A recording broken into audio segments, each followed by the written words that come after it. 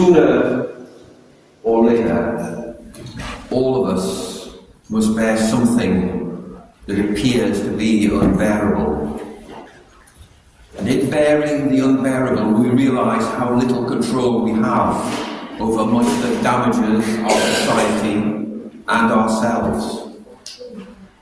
As grief, rage, anger and fear surface in our thoughts, what sort of conversation can we have with God? And all too often, when we are in such a situation, the answer can be none. We find it difficult to talk to God at the best of times, even if we only need to say thank you. But when we are hurting, and when we are angry, we really don't want to risk being told that we are partly to blame for such situation, or even worse, that it is all our fault. It might also be that we don't want God to find out. Fat chance. God already knows, and He's probably angry alongside us. Biblical scholars call it lament, but we would far better be calling it a song of rage. In a tradition that can be traced back to Moses and forward to the book of Job, the prophet Jeremiah gives voice to unbearable pain, anger and misery, at unspeakable horrors and uncontrollable events that surround him in his life as God's prophet. His relationship with God has ceased to be a joy or a delight, and has become an unceasing pain, almost like an incurable wound. Jeremiah is full of rage at his fellow human beings who torment him and ask God to bring down retribution for me on my persecutors. He is equally hostile towards God. He says, "You are like a deceitful brook, like waters that fail." Jeremiah is bearing something that is unbearable, and all he wants is for the misery to stop.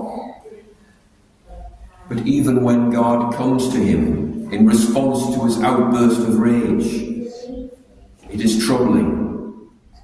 The misery is not going to go away. There will be no rest from his torments or from his horrors. God simply assures Jeremiah of his presence to strengthen him to withstand more misery. And throughout his ministry, Jeremiah appears to be the most plaintive and broken-hearted of all the prophets.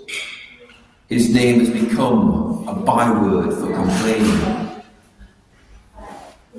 Jeremiah is commissioned to tell the people that their sins have earned them defeat and exile. He warns them that God's help is not automatic, that they might well surrender to their enemies, because God will not help them. Jeremiah's message is actually heard by the people and the authorities as treason. He is attacked by crowds, imprisoned, tortured. His painful vocation isolates him from his family and from his friends. He becomes a laughingstock around the streets and the city. Jeremiah is no robot. He's hurt. He's bewildered by how people respond to him. Many people just ignore him. And during all his anguish and all his pain, normal life goes on around in the city. People continue their daily routines. Business is as usual. Reflecting on how suffering happens amid the ordinary, the poet W.H. Auden noted how the old masters always depicted in their paintings someone eating or opening a window, or dogs doing doggy things alongside their subject of some momentous event. Suffering happens while the sun shines, while others carry on as usual, while traffic continues to flow. Those who have lost loved ones know that the clocks cannot be stopped, the telephone cannot be cut off, the dog is not prevented from barking. As Jeremiah spoke of his approaching suffering in Jerusalem and his troubled relationship with God, so Jesus in today's Gospel prepares his disciples for the approaching ordeal in Jerusalem. He speaks of it as necessary, not a necessity that lies in the nature of things, nor a tragic fate, but simply the will of God made known through the prophecies. Like Jeremiah, Jesus has to face the stark truth that his relationship with God involves personal anguish, suffering and rejection, and more than that, it will lead to a violent death. And Peter, bless him, is frankly appalled at the prospect and tries to deflect Jesus from the path that lies ahead.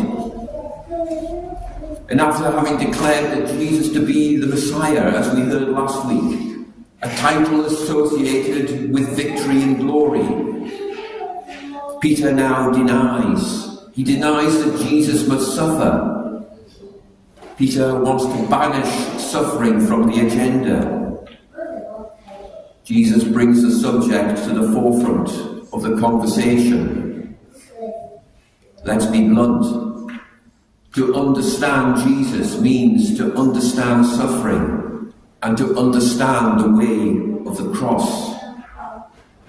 It is the essence of his teaching to Peter on that occasion, and that is why Peter is denounced so strongly. Peter wants Jesus to be immune from frustration, suffering, and contempt. The Christ of his dreams is all glory and prestige, untouched by vulnerable humanity, unscathed by our suffering. It is a world away from the Messiah that Jesus has to grow into, a future of suffering which he is about to enter. The Via Dolorosa, the way of the cross which Jesus followed, passed through the streets and the markets, by houses, by shops, by windows and doors. And while it happened, people went on about their business. Suffering must run the course of the familiar. And as we go through suffering, as we walk our own Via Dolorosa, as we all must, life is never straightforward. It has its ups and its downs. But we do not walk this life alone, because Christ is alongside us at every step. Everything we do, every step we take, every move we make on our own way of the cross does not go unnoticed. Jesus is our suffering companion. He proves to be our strength. His power is mighty in our weakness. And if the cross is the price to be paid for love, then carrying it is love's proof in action. For Jesus, that was enough. Because that Good Friday, that Via Dolorosa, was just a step away from Easter. Amen.